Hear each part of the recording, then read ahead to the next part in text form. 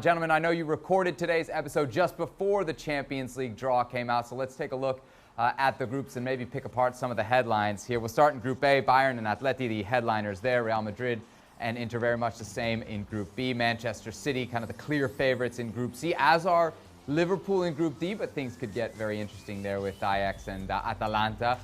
Chelsea and Sevilla, the headliners in Group E. Wide open Group F, Zenit, Dortmund, Lazio. Group G, Messi versus Ronaldo, Juventus and Barcelona. And then what many are hailing as the group of death, PSG, Manchester United, Leipzig, and Başakşehir of Istanbul down there in Group H. All right, guys, let's start with what every broadcast executive is probably surely salivating out. We got Messi and we got Ronaldo in the group phase.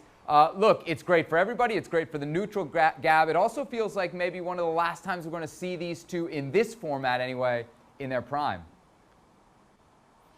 It is, and I mean, I think that is the one overarching message here. You know, these two guys have defined the last 10 to 15 years in global football, and you know, at some point this is going to end, and they're still doing it today.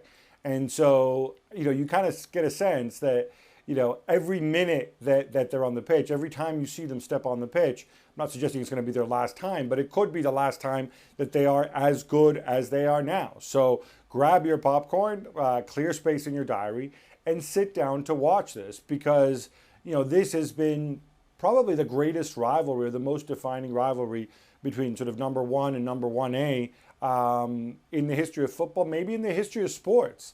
And so, yeah, there's no question that is the main plot. Obviously, there's subplots, both Juve and Barcelona, with new managers, both of them with a lot of question marks, both of them exchanging players over the summer. But really, it is about those two.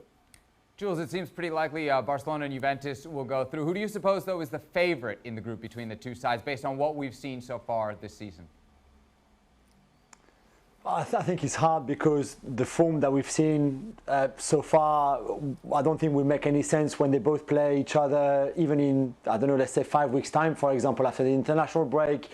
Things could get better. They should get better for Juventus with Pirlo putting all his ideas in place. Same with Ronald Koeman. They might have new players, or there's a lot of things that can happen between now and when they face each other. I just think I agree with Gab was saying, and also I think there'll be no pressure really because they're going to smash Dynamo Kiev and Ferencvaros. So let's enjoy that game with no tension, no pressure. Let them do their thing. Let them enjoy that encounter as well, because for all the time that we've put them against each other, now they're really against each other in the sense of like, this is a group stage you're both going to go through. Let's have fun and make the best win. Thanks so much for watching ESPN on YouTube. And for more sports highlights and analysis, be sure to download the ESPN app. And for premium content and live streaming, subscribe to ESPN Plus.